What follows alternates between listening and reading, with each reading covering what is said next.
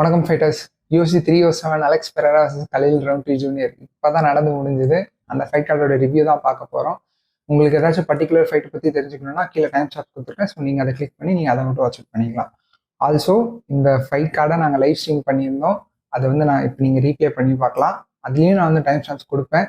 என்னத்துக்கு கொடுத்துருப்பேன்னு தெரியல, பட் ஆனால் இந்த வீடியோ வரதுக்குள்ளே நான் கொடுத்துருப்பேன். ஸோ நீங்கள் எங்கள் ரியாக்ஷன்ஸ் வந்து செக் அவுட் பண்ணலாம். ஃபர்ஸ்ட் ப்ரிலிம்ஸ் வந்து வந்துடலாம். பட் ஆனால் அதுக்கு முன்னாடி அலெக்ஸ் பெரேரா பற்றி ஒரு வார்த்தை, கலில் ரவுண்ட்ரி பற்றி ஒரு விஷயம் பார்த்தரலாம். அலெக்ஸ் பெரேரா சரியான பெர்ஃபார்மன்ஸ். கலில் ரவுண்ட்ரி, அதாவது ஜட்ஜஸ் வந்து பார்த்தீங்கன்னா ஃபர்ஸ்ட் ரெண்டு ரவுண்ட் பார்த்தீங்கன்னா கலில் ரவுண்ட்ரிக்கு தான் கொடுத்துருந்தாங்க. அவருடைய பெர்ஃபார்மன்ஸும் இனிஷியல் ரவுண்ட்ஸில் வந்து சூப்பராக இருந்தது. ஆனால் அலெக்ஸ் பெரேரா எனக்கு என்ன சொல்றதுன்னு தெரியல. நாங்கள் வந்து லைவ்ல வந்து எங்கள் அனாலிசிஸ்லாம் விட்டுட்டு அவ்வளோ என்ஜாய் பண்ணி பார்த்த ஒரு ஃபைட்னா இதுதான். அந்த ஒரு ப்ரெஷர் இருந்தது, டென்ஷன் இருந்தது. ஸோ ஓகே, இந்த ஃபைட் மெயின் ஈவெண்ட்டை பற்றி நம்ம லாஸ்ட்டாக பார்க்கலாம். ஸோ ஃபர்ஸ்ட் வந்து ஏர்லி ப்ரிலிம்ஸ் வந்து ஃபாஸ்ட்டாக ஒரு கோ த்ரூ பண்ணிடலாம்.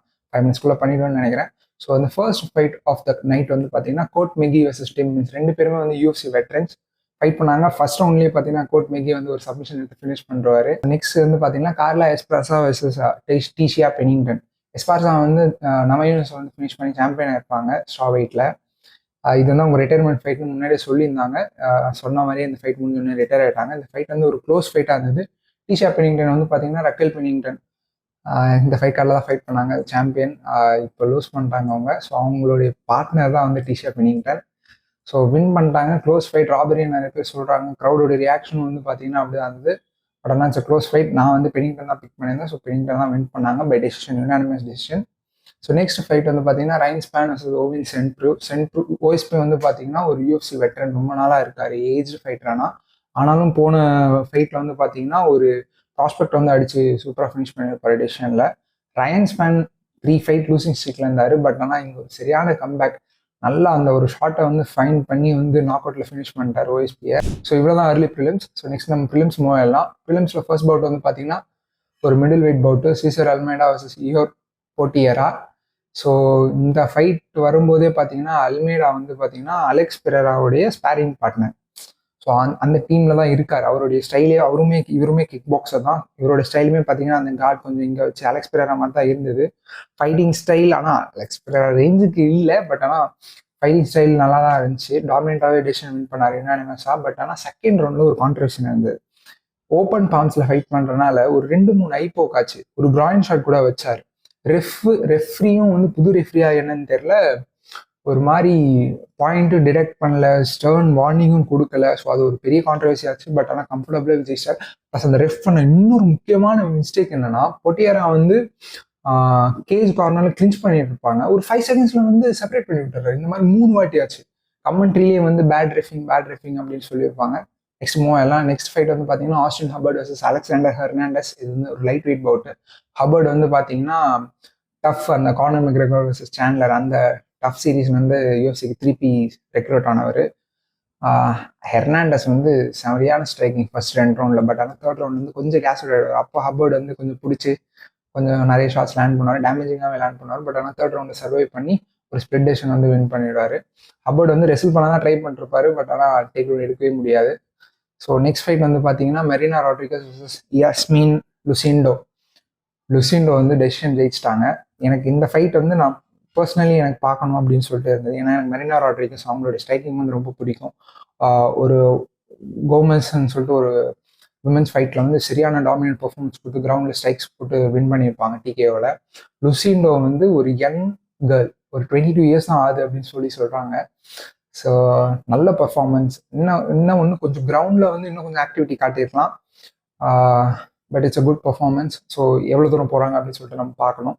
So next featured prelim welterweight bout Stephen Thompson versus Joaquin Buckley. எனக்கு வந்து வண்டர்பாய் வந்து ரொம்ப பிடிக்கும். கராத்தே ஸ்டான்ஸு, ஸ்ட்ரைக்கரு, எக்ஸைட்டிங்கான ஃபைட் ஸ்டைல். எனக்கு ஒரு பர்சனாலிட்டி வந்து எனக்கு ரொம்ப பிடிக்கும். பக்லி சொல்லவே வேணாம், நல்லாவே வந்து ரைசிங் ப்ராஸ்பெக்டில் இருக்காரு. லாஸ்ட் ஃபைட்டுமே பார்த்தீங்கன்னா ஒரு சரியான டாமினன்ட் பெர்ஃபார்மன்ஸ் வச்சிருப்பார். பார்க்கவே ரொம்ப எக்ஸைட்டிங்காக இருந்தது. எனக்கு இந்த ஃபைட்டில் தாம்சன் தான் சப்போர்ட் பண்ணேன். பட் பக்லி செம்ம பெர்ஃபார்மன்ஸ்.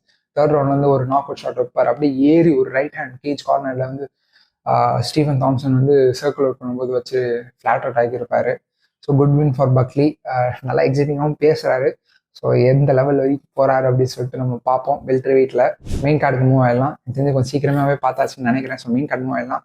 மெயின் கார்டோட மெயின் கார்டு ஓப்பனர் வந்து பார்த்தீங்கன்னா Ketlen Vieira versus Kayla Harrison, women's bantamweight bout. Harrison மேலே வந்து ஒரு பெரிய ஹைப் இருந்தது. எனக்கு தெரிஞ்சு இந்த ஃபைட்டில் அந்த ஹைப்புக்கு டெலிவர் பண்ணாங்களா அப்படின்னு கேட்டிங்கன்னா எனக்கு எனக்கு சாட்டிஸ்ஃபைங்காக இல்லை. ஏன்னா வந்து ஒரு ஃபினிஷ் எதிர்பார்த்தோம் ரவுண்ட் 2ல். நான் வந்து பார்த்தீங்கன்னா டிகே பண்ணுவாங்க அப்படின்னு சொல்லியிருந்தேன். கோச் வந்து பார்த்தீங்கன்னா சப்மிஷன் எதிர்பார்த்தாரு. ஹாலி ஹோம் கூட வந்து சூப்பராக ஃபைட் பண்ணி வின் பண்ணியிருப்பாங்க. எனக்கு அந்த ஃபைட் பிடிச்சது. அந்த ஃபைட்டில் ஸ்ட்ரைக்கிங்குமே நல்லா இருந்த மாதிரி இருந்தது. இந்த ஃபைட்டில் கொஞ்சம் டென்டேட்டிவாக இருந்தது. ப்ளஸ் கிளின்ச்சில் வந்து என்ன பண்ணுறாங்க அப்படின்னு சொல்லிட்டு எங்களுக்கு புரியல. மேபி ஃபைட்டை ரீவாச் பண்ணால் தெரியும்னு நினைக்கிறேன். பட் ஆனால் எனக்கு அந்தளவுக்கு புரியல. கொஞ்சம் ஸ்லோவாக இருந்தது கிளின்ச் ஒர்க்ஸில். பட் ஆனால் கிரவுண்டில் சரியான டாமினன்ஸ், டாப் கண்ட்ரோலில் அந்த ஹெவி வெயிட்டை போட்டு ஃபுல் கண்ட்ரோல். கிரவுண்டுக்கு போயிட்டா கெட்லின் வியராவால் எந்திரிக்கவே முடியல. வியரா வந்து ரவுண்ட் 2ல் ஒரு நச்சுன்னு ஒரு எல்போ வச்சுருப்பாங்க செம்மையாக. அது வந்து கொஞ்சம் ஹீமோட்டோமா மாதிரி கொஞ்சம் பல்ஜ் ஆயிருக்கும். கட்மேன் வந்து நல்லா ஒர்க் பண்ணார். Okay, it's good win for Harrison. கண்டிப்பாக இந்த டைட்டில் ஷாட் தான் நினைக்கிறேன். கேட்டிருக்காங்க. அவரும் நம்ம கோமினப்போ டைட்டில் ஷாட் பற்றி பேசுவோம். ஹாரிசன் குட் பர்ஃபார்மன்ஸ் தான். பட் அந்த ஹைப் அளவுக்கு இல்லை. ஏன்னா ஃபினிஷ் வேணும் உங்களுக்கு, ஹைப் இருக்கு சொல்ல. ஸோ நெக்ஸ்ட் ஃபைட் வந்து பார்த்தீங்கன்னா ஒரு middle weight bout, Kevin Holland versus Roman Dolidze. ஒரு அன்ஃபார்ச்சுனேட் எண்டிங். நாங்கள் வந்து கெவின் ஹாலண்ட் தான் பிக் பண்ணியிருந்தோம் பை டெசிஷன் சொல்லிட்டு. 2 பேருமே அதான் சொல்லியிருந்தோம் ப்ரெடிக்ஷன் வீடியோஸில். என்ன ஆயிடுச்சுன்னா ஒரு ரிப் இன்ஜுரி ஆயிடுச்சு ஸ்கிராம்பிள் நடக்கும்போது. ஸோ கெவின் ஹாலண்ட் எனக்கு வந்து டவுட்டாகவே இருந்தது, என்ன வெர்ஷன் ஆஃப் கெவின் ஹாலண்ட் உள்ள வருவான், அந்த லேசி வெர்ஷன், எக்ஸைட்டட் ஃபைட்டு கொடுக்கணும். ஸோ அந்த வந்த வெர்ஷன் இல்லை மோட்டிவேட்டடாக நான் ஜெயிக்கணும்னு வருவான்னு பார்த்தோன்னா இந்த ஃபைட்டில் மோட்டிவேட்டடாக தான் வந்திருந்தான். பார்க்கவே ஃபேஸ்லேயே தெரிஞ்சது. நல்லா சீரியஸாக தான் ஃபைட் பண்ணிட்டு இருந்தான். காம்போஸ் த்ரோ பண்ணான், வந்தோடனே ஃபயர் பண்ண ஆரம்பிச்சிட்டான். பட் ஆனால் ரோமன் டொலிட்ஸே வந்து ஒரு நச்சுன்னு ஒரு டேக் டவுன் எடுத்தார் டைம் பண்ணி. ஸோ அங்கே தான் வந்து ஸ்கிராம்பிள் ஆச்சு. ஹாலண்ட் வந்து ஒரு ஆம்பார் எடுக்கிறதுக்காக ட்ரை பண்ணார். ஸோ ஹிப்ஸை தூக்கி டேர்ன் பண்ணும்போது பார்த்தீங்கன்னா ஒரு ஸ்கிராம்பிள் ஆச்சு. அங்கே வந்து அவருடைய ரிப் வந்து பிரேக் ஆகிடுச்சு போல். தெரில அது என்ன இன்ஜுரின்னு தெரில. பட் ரிப்புன்னு தான் சொல்லியிருந்தாங்க. ஸோ அதுக்கப்புறம் வந்து அந்த ஃபேஸ்லேயே தெரிஞ்சிச்சு. அப்புறம் ஃப்ளாட் அவுட் ஆகிட்டார். அப்புறம் டொலிஜே வந்து பேக் மவுண்ட்லேருந்து ஷாட்ஸ் நிறைய லேண்ட் பண்ணுவார். அப்புறம் மவுண்ட்லேருந்து நிறைய ஷாட்ஸ் லேண்ட் பண்ணுவார். கிட்டத்தட்ட ஸ்டாப்பேஜ் நடந்துச்சு. பட் ஆனால் ரவுண்ட் சர்வை பண்ணிட்டார் ஹாலண்ட். அதுக்கப்புறம் கார்னர் போகிறப்ப தான் ஒரே கன்ஃபியூஷன், அந்த ஃபைட் பண்ணலாமா வேணாமா அப்படின்னு சொல்லிட்டு ஹாலண்ட் இப்படி நடந்துகிட்டே இருந்தார். அவருடைய கோச் வந்து ஸ்டாப் பண்ணுறாரு அந்த ஃபைட்டை. ரோமன் டொலிஜே வந்து அடுத்து வந்து விட்டேக்கர் வர்சஸ் சிமாயேவ். ஸோ அவங்களுடைய வின்னரோ லூசரோ யாரோ ஒருத்தவங்களை கேட்டிருக்காரு. ஸோ பார்ப்போம் என்ன நடக்குது அப்படின்னு சொல்லிட்டு. ஸோ நெக்ஸ்ட் தான் நான் ரொம்ப எக்ஸைட்டடாக அந்த fight, Jose Aldo versus Mario Bautista. Bantam weight bout. Bantam weight செம்மையாக ஸ்டாக் ஆகிருக்கு. நான் ஆல்டோ பிக் பண்ணியிருந்தேன். கோச் வந்து பார்த்தீங்கன்னா பட்டிஸ்டா பிக் பண்ணியிருந்தாரு. ஆல்டோ வந்து என்ன சொல்கிறது, இந்த ஏஜில் யங் ஃபைட்டர்ஸ் கூட நின்று நெக் டு நெக் சண்டை போடுறாரு. இந்த ஃபைட் வந்து க்ளோஸ் தான். நீங்கள் ஆல்டோக்கும் கொடுக்கலாம், பட்டிஸ்டாக்கும் கொடுக்கலாம். நீங்கள் எப்படி ஃபைட்ஸை பார்க்குறீங்க? இந்த ஃபைட் கார்டில் வந்து பார்த்தீங்கன்னா நிறைய ஃபைட்ஸ் அப்படி தான். அந்த 7 ஃபைட் டெசிஷனுக்கு போயிருக்கு. 7 ஃபைட் டெசிஷன் போயிருக்கு. நிறைய ஸ்ப்ளிட் டெசிஷன் வந்திருக்கு. எல்லாமே க்ளோஸாக இருந்திருக்கு. ஸோ ஆல்டோ ஃபைட்டும் அந்த மாதிரி தான். ஒரு நிறைய பேர் ஆனால் ஆல்டோ கொடுத்துருக்கணும்னு சொல்கிறாங்க. பட் பட்டிஸ்டாவும் நல்லா தான் பண்ணார். ரவுண்ட் 1ல் ஆல்டோ கொஞ்சம் ஸ்லோவாக ஸ்டார்ட் பண்ணுவார். பட் ஆனால் ரவுண்ட் 2ல் வந்து அந்த எக்ஸ்பீரியன்ஸ் யூஸ் பண்ணி, அதாவது ரவுண்ட் 1ல் நல்லா ரீச் எடுத்துட்டாரு. ஸோ ரவுண்ட் 1ல் பட்டிஸ்டா வந்து வால்யூம்ஸ் த்ரோ பண்ணி எடுத்துட்டாரு. பட் ஆனால் நல்ல ரீடிங் பண்ணி என்ன பண்ணணும்னு சொல்லிட்டு ஆல்டோக்கு தெரிஞ்சிச்சு. ஸோ எக்ஸ்பீரியன்ஸ் யூஸ் பண்ணி ரவுண்ட் 2ல் வந்து நல்லா புஷ் பண்ணி ஐலெல்லாம் ஐப்ரோஸ்லாம் கட் பண்ணியிருப்பார் ரவுண்ட் 2ல். ரவுண்ட் 2 கிளியராக ஆல்டோ எடுத்துட்டாரு. ரவுண்ட் 3ல் தான் வந்து பட்டிஸ்டா கொஞ்சம் ரெஸ்லிங்கில் கேஜ் கார்னரில் புஷ் பண்ணிட்டார். பிகாஸ் ஆல்டோ வந்து சொல்லியிருந்தாங்க, பட்டிஸ்டா வந்து சொல்லியிருந்தாரு போஸ்ட் இன்டர்வியூவில், ஆல்டோ வந்து கேஜ் கார்னரில் வந்து பெருசாக ஒன்றும் பண்ணுறதில்ல, டிஃபென்சிவாக பண்ணுறாரு. பட் ஆனால் அங்கேருந்து எஸ்கேப் ஆனும் ட்ரை பண்ண மாட்டாரு அப்படின்னு சொல்லிட்டு. ஸோ அதே மாதிரி தான் நடந்தது. ஸோ கொஞ்சம் கண்ட்ரோல் வச்சு ரவுண்ட் 3 எடுத்துட்டாரு. பட் ஆனால் நான் யோசிச்சது என்னன்னா ஆல்டோ தேர்ட் ரவுண்ட் எடுத்த மாதிரி தான் இருந்தது. ஏன்னா ஸ்ட்ரைக்கிங்கில் வந்து கொஞ்சம் ஒரு அப்பர் ஹேண்ட் இருந்த மாதிரி இருந்தது.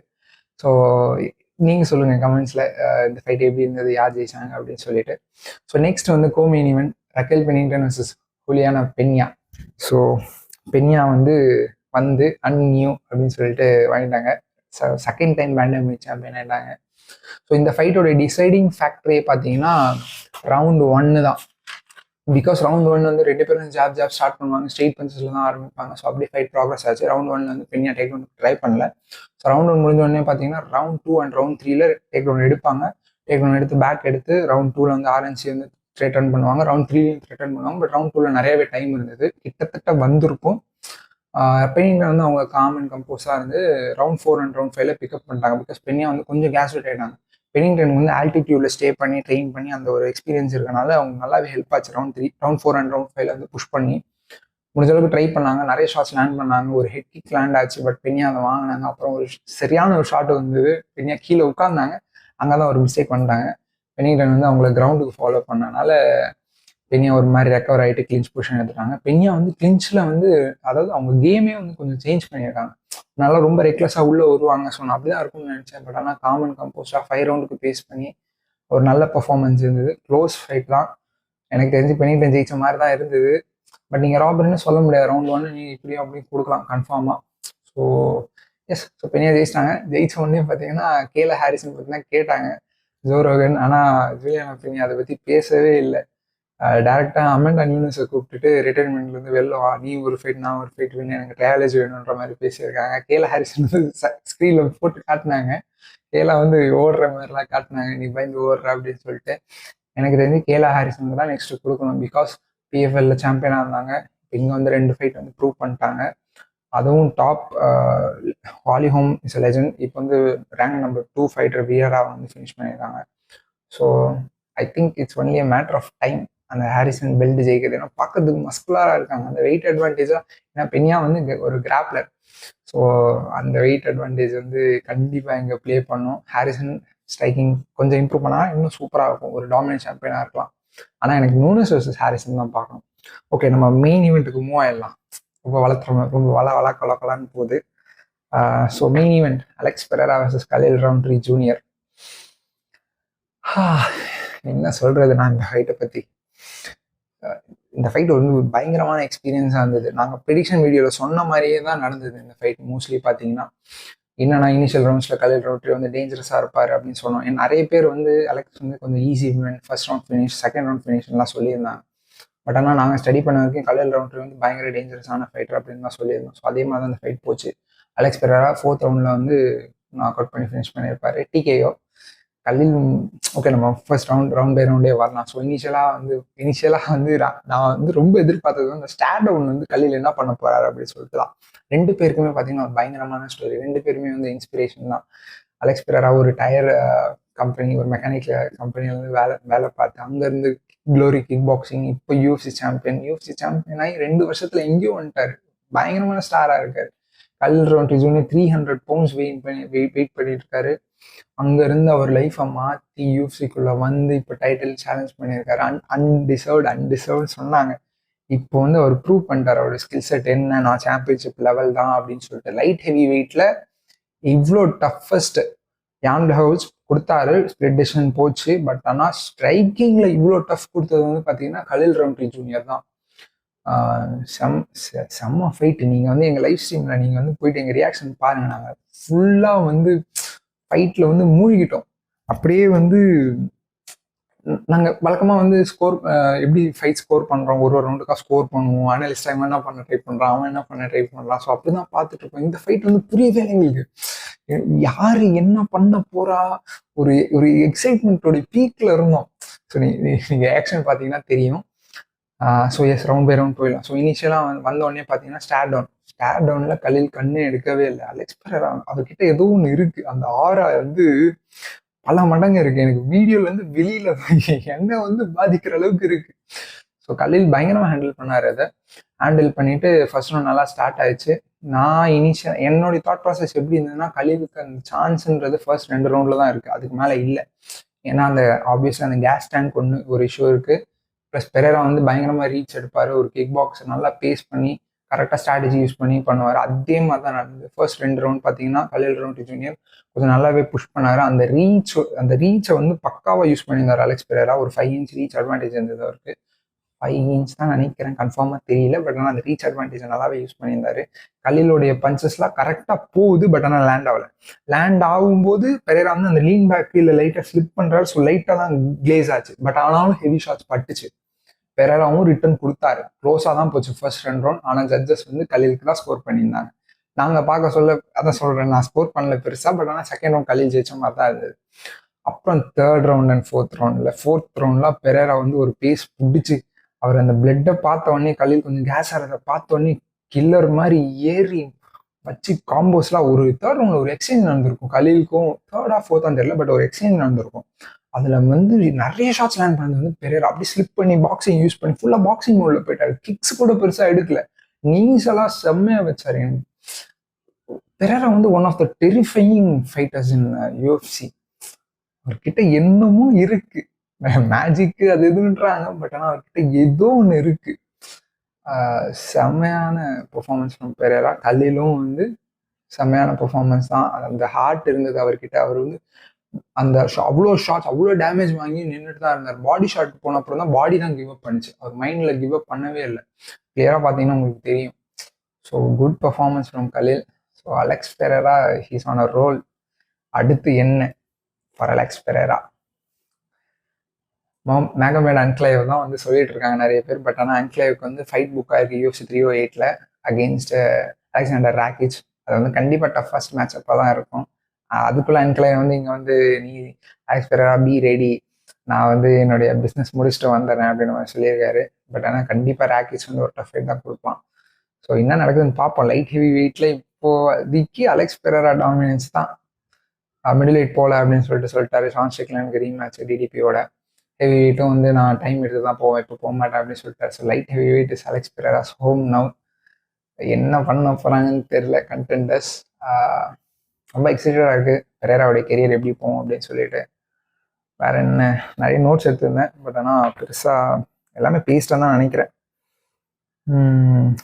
ஆமாம், உங்களுக்கு வந்து இந்த ஃபைட்டோடைய பிரேக் டவுன் எல்லாமே வந்து உங்களுக்கு கூடிய சீக்கிரமே வரும்.